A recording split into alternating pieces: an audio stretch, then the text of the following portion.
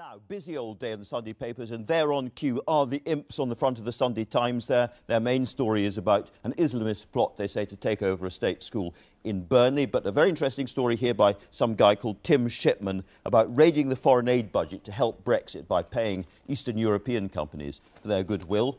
The Mail on Sunday story there. You may thought the Edward Heath story had gone away. Heath was a paedophile, is its main story, and a lot of detail inside about that, but it's from a police officer, and he's not quoted directly, so we'll talk about that again. The Observer is leading on chaos looming for EU citizens who hope to stay in Britain. A very, very live story in both houses of Parliament at the moment. We'll be talking about that later on, I'm sure.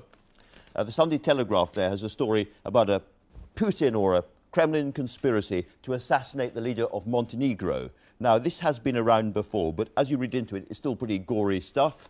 And then finally, all the pops being poppy. That's what I need to say about that for the time being. Oh no, we're going to talk about the Express, certainly. My mummy is drunk, please read to me. And this is the kind of cause that they're getting on helplines from people whose parents are so drunk they can't read them bedtime stories.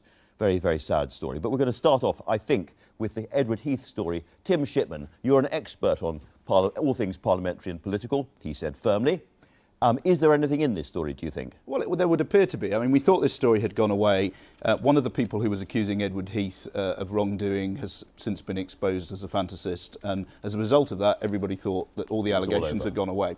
Sure. What this story says is that the police officer in Wiltshire who's been investigating this claims there are 30 witnesses who are providing, evidence that rings true. They're saying the same kind of things in different parts of the country, and he's got a report coming in June, and it's clear that it's going to show that... to accuse our former Prime Minister of being a paedophile. It's pretty serious. He says moment. He's 120% sure that there's something in it. Well, let's hope his investigation is better than his knowledge of percentages. Well, long before that, of course, we have the by-election this week, 2 by-elections this week in Copeland and Stoke-on-Trent. And depending on which paper you read, Caroline Flint, you get different predictions about what's going to happen. You, not surprisingly, have chosen The Observer, which thinks that you're going to see off Ukip in Stoke-on-Trent. Yes, The Observer story is, I think, reflecting some of what I heard on Friday when I was campaigning in Stoke, is that the tall tales or the dodgy tales around Paul Nuttall's past is causing some concern amongst voters there. I think they want straight-talking politicians. They don't want necessarily a Walter Mitty character, but it is a hard-fought campaign, undoubtedly. It's very hard. But I think Labour's spirits are much more buoyant than they were a few weeks ago, because obviously the Paul Nuttall damaging his own campaign has probably, in the public's mind, questioned his candidacy. Both of you, the Labour Party and UKIP, you both kind of need to win this campaign.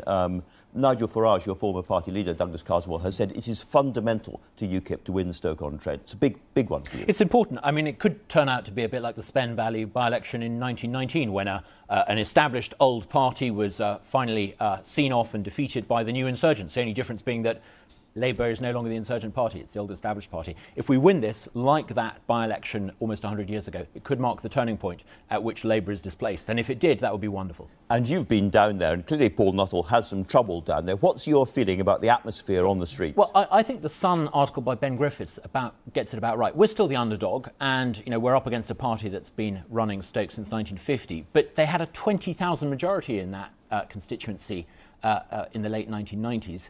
It's pretty thin now. You only need about 8,000 or 9,000 votes to win the by-election, I think, and I think we could just about do it. We'll know soon enough. Just about. I've been very cautious there. Caroline Flint, you've said that you thought that Tony Blair's intervention on Brexit and all of that was badly timed for the by-election. Why was that? Well, I don't think it's going to affect the by-election whether Tony made his speech this week or affect things more generally next week. I think, look, the issue isn't about whether Tony Blair should offer a comment. I think he's completely entitled to do so. I think it's whether his advice about running a 2-year campaign to try and overturn the referendum is the right way forward. I don't believe that is. I think we have to accept the result and try and get the best deal we can. No matter what happens? I mean, no matter what happens to the economy? Look, Tony knows that in the next 2 years, where we're going to get to is really the headlines of what the exiting agreement's going to be. It could be 5, 6, 7, 8 years.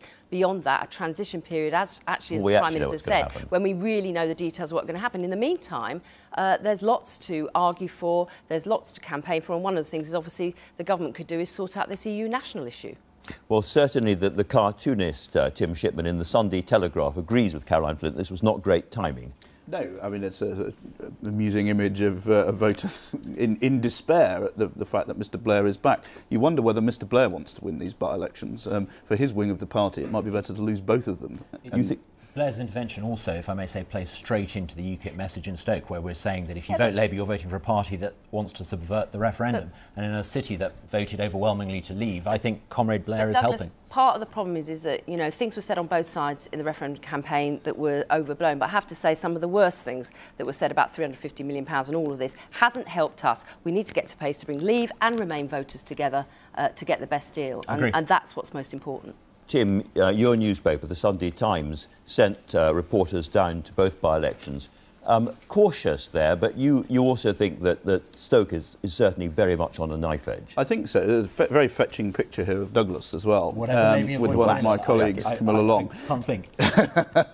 I mean, the people I speak to think that Stoke is a toss-up, that Labour probably are just edging it there at the moment, but that the Copeland by-election is looking very good for the Conservative Party, and Labour has hemorrhaged about a third of its vote from 2015 there. And there's a big story on that. There's also a story on the same page, the bottom of the page, it's your story. And explain to us, you have come across, I think, 6 Labour peers who are thinking of giving up the Labour whip in the House of Lords and becoming crossbenchers as part of their move towards the Lib Dems to maximise the anti-Brexit vote. Yeah, and they appear to have been, some of them, speaking to the Conservative Party as well. There's not a mood to do direct defections and cause huge amounts of trouble. Everyone will get very exercised. Is there going to be a leadership challenge against Jeremy Corbyn? What's going to happen next in the party? This is just evidence of people just gently pulling back and saying, we no longer want to take the Labour whip. They're quite happy to have the Lib Dems put their whipping card in their pigeonholes, and sort of unofficial alignments are going to develop. And I'm sure when you speak to Peter Mandelson, you'll be interested to know about this realignment that's going on at the moment. Strictly between ourselves, Tim, because nobody is watching, certainly not Peter Mandelson. Is he one of the 6? Not to my knowledge. Not to your knowledge. Maybe it's 7, Andrew. Maybe it's 7. Well, that'd be a big story. OK, so let's move on to the next story, which I think is going to be... what we're going to go, Douglas Carswell, business rates. Yes, we had that guy on the news, you'll have heard just now, saying this is a real crisis for shops and pubs and restaurants. I think the business rate story actually has the potential to really clobber the government, because although most businesses will not be any worse off, about a quarter will. And, you know, if you're running a business and your business rates go up by, you know, 100 and something %, you're going to squeak pretty loudly.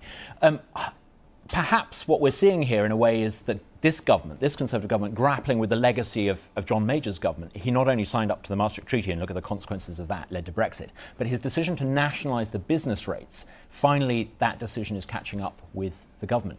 You can't, I think, ultimately carry on running a system. We need a whole new system of business rates. You would think that with a government that says it's there for the just about managing people and are worried about the high streets, this is not a fight they can afford to have. Tim, there was sort of suggestions that the government are going to row back and try and moderate or soften the business rate Well, I rises. think what they're saying is they're absolutely committed to the revaluation, and they're not going to give ground on the general principle, but clearly there's a budget coming up, and if something can be done to stop the worst cliff edge effects of this, then the Chancellor will probably have to listen, but he's not got a lot of money to play with.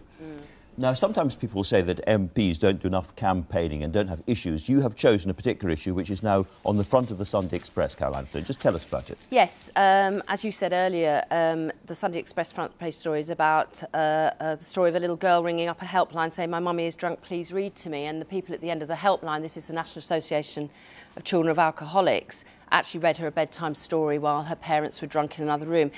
Myself and other MPs, Liam Byrne, but across party, we've launched a manifesto for children of alcoholics because it has been overlooked for many years. Often there's adult services that help the adults who've got addiction problems, but there isn't anything for the children. And myself and Liam and others, part of the reason we are talking about this is that we're children of alcoholics as well.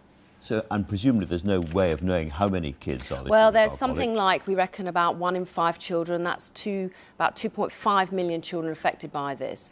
And often, and I know it's the case for myself and others who've been in this situation, it's the secrecy and the shame that prevents this being heard. And children who live with alcoholics, something like twice as many are likely to have struggle at school, 3 times as many as others are likely to consider suicide, and 4 times more likely to become alcoholics themselves. It's a much overlooked area. Is this something that blighted your own life, do you think? It did. I think, you know, the secrecy and shame of it, it took me many, many years and to even be able to talk about this, because obviously, you know, with parents like this, you can love them and hate them in the same day, and it's very difficult. And certainly for me, going to university was trying to find a new way of life and get away from it. But I'm pleased that this is covered by the Sunday Express. I hope more of the media will pick it up, and I hope we'll get something done. Well, good for you for speaking out. Thank you. Tim Shipman, the story about the Russians plotting to assassinate the leader of Montenegro.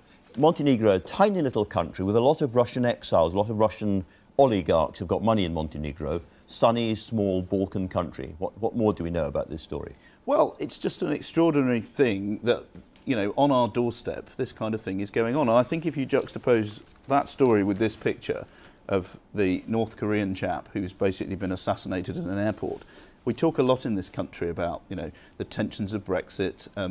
It seems at times that we've never been so divided, but actually we're living in a world where the Russians are trying to assassinate people in Europe. Elsewhere in the world, people are going around killing people in airports, and I think we've probably got a lot to be grateful for actually in this country, that these things are front page news because they're extraordinary. Sound thought. Douglas Carswell, you were mentioning business rates just now. You've got another economic story there, the basic income. This is an idea that's becoming terribly fashionable, and everyone says it's a new idea. Actually, it was tried a couple of thousand years ago. Sorry, just before we get there, instead of getting the complicated welfare system, the idea is simply everybody gets paid the same amount of basic money. Every citizen gets paid whether you work or an don't allowance, work, whether you work or not. And it's put forward as a new idea, a solution to the problem of automation. It is very trendy at the moment, yes. But, you know, it's not a new idea. It was tried by the Romans. Gaius Gracchus tried it 2,000-something years ago. And it was the basis of an erudite paper review. The Roman corn dole. And it was a disaster. It led to Rome sort of parasiting off the provinces. Behind the basic income will be the idea that we parasite off posterity. We borrow from future generations so that people don't need to work today. It's not a very sensible idea. Well, no one can say that we haven't covered a lot of stories today. Thank you all very much indeed. You didn't frankly have the balls to put country before party.